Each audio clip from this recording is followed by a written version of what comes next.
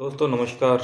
आज मैं आपको बताऊंगा कि लड़के अक्सर कौन सी बड़ी गलतियां करते हैं जिसकी वजह से उनका सिलेक्शन रुक जाता है। सबसे बड़ी गलती आज के टाइम में लड़के करते हैं कि वो फिजिकल पे बहुत ज़्यादा फोकस करते हैं।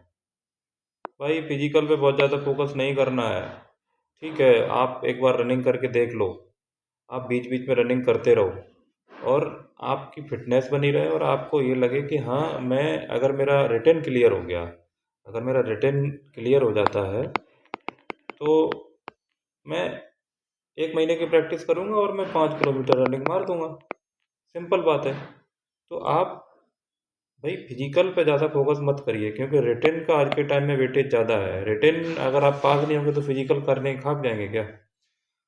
उसके बाद सबसे बड़ी चीज़ है कि सभी सब्जेक्ट पे फोकस नहीं करते। बहुत से लोग होते हैं जिनका मैथ अच्छा नहीं होता, तो वो मैथ पे ध्यान ही नहीं देते हैं, दूसरी जगह लगे रहेंगे। भाई कंपटीशन है, ये कंपटीशन।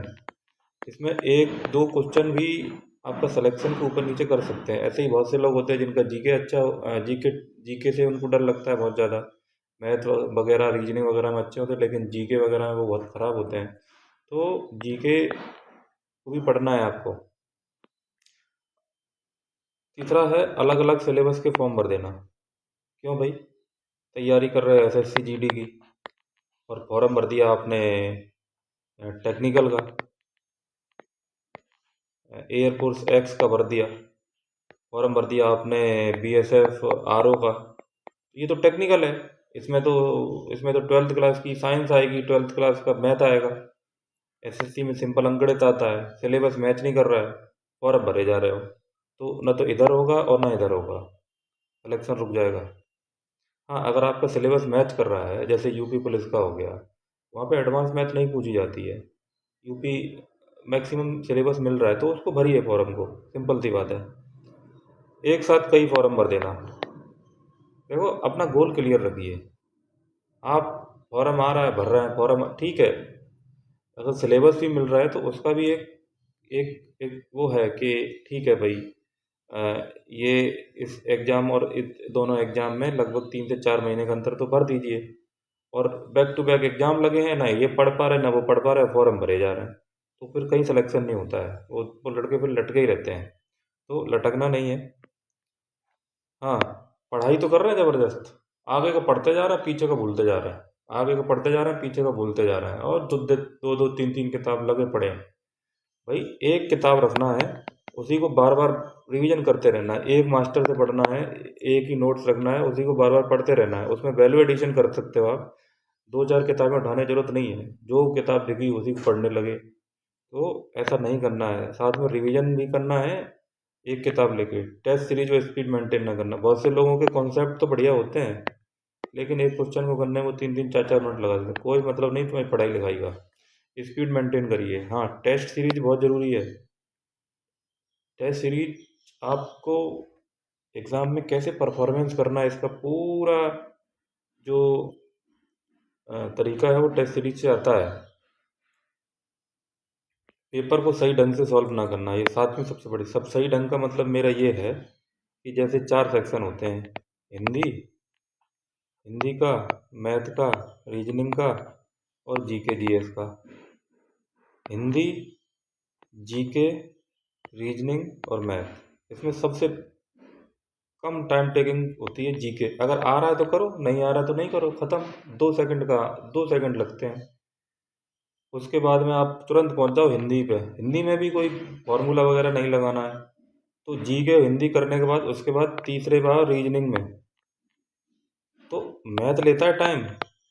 अगर आपके पास 25 क्वेश्चन करने हैं आपको, और अगर आपके पास 30 से 35 मिनट बचे हैं, तभी आप इनको कर सकते हैं, करने की कोशिश कर सकते हैं। क्योंकि ऐसा नहीं है कि हिंदी और जीके के क्वेश्चन करने में कम नंबर मिलेंगे, नंबर बराबर मिल रहे हैं। तो सबसे पहले उन क्वेश्चनों को करिए जो जिनमें कम समय लग रहा है।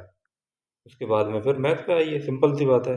बहुत से लोग होते हैं मैथ को पकड़ के बैठ जाते हैं, 1 घंटा उसी में ख़त्म हो गया, आगे के क्वेश्चन ख़त्म हो गए, नहीं होगा सिलेक्शन। बहुत से लोग होते हैं पढ़ाई पूरी साल बढ़िया कर रहे हैं, झपाझप एकदम अच्छा, टेस्ट में भी नंबर ला रहे हैं, परीक्षा के दिन उनको सांप सूंघ जा रहा है। भाई ऐसा क्यों? जैसे आप रोज टेस्ट दे रहे हैं, परीक्षा के दिन टेस्ट दो।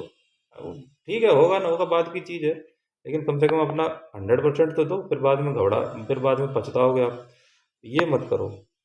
बहुत से लोग होते हैं पूरे टाइम मोबाइल के भरोसे, सब कुछ मोबाइल करेगा, सब कुछ पढ़ाई लिखाई मोबाइल करेगा। अब कोई नोट नहीं बनाने हैं, न किसी टीचर की मदद लेनी है, न किसी सीनियर की मदद लेनी है, केवल और केवल मोबाइल के भरोसे। भाई ये मोबाइल ना, ठीक है तुम पढ़ रहे हो करंट अफेयर, दूसरा लिंक आ गया, वहाँ चले जाते हो, पता नहीं कब 4 से 5 घंटे इसमें चले जाते हैं, पता नहीं चलता। तो मोबाइल का इस्तेमाल करिए, लेकिन ये बहुत बहुत समझदारी के साथ करिए, मोबाइल से दूरी बनाइए थोड़ा सा। ये भी एक बड़ा कारण है, नकारात्मक लोग सबसे बड़ा कारण है ये। भाई उनका सिलेक्शन हुआ नहीं, आपको ज्ञान दे रहे हैं कि ये नहीं वो नहीं। बिल्कुल इन लोगों के चक्कर मत आइए, ये आपको बर्बाद करने के लिए घूम रहा है। आप सकारात्मक लोगों के साथ रहिए, आपका सिलेक्शन होगा 100%। तो मोटे तौर पे मैंने ये सारी चीज़ें बताई थी, मोटे तौर पे ये सारी चीज़ें बताई, इन पर ध्यान देना। फिजिकल पर बहुत ज़्यादा ध्यान देना, फिजिकल ही करते रहते हैं लड़के, सभी सब्जेक्ट को फोकस ना करना, अलग अलग सिलेबस को फॉर्म भरना, एक साथ कई फॉर्म भर देना, पढ़ाई के साथ रिवीजन ना करना, text series word speed maintain ना करना, पेपर को सही ढंग से सॉल्व ना करना, परीक्षा के दिन घबरा जाना, मोबाइल के भरोसे अधिक रहना, नकारात्मक लोगों की संगत। तो दोस्तों ये 10 प्रमुख चीज़ें बताई थी। ये बहुत अच्छी चीज़ें हैं, अगर फिर भी अगर आपको लगता है कि मैं आपके लिए कुछ और बनाऊं, तो आप इसको, मेरे वीडियो को आप कमेंट करिए, सब्सक्राइब करिए, इस पर कमेंट जरूर करें।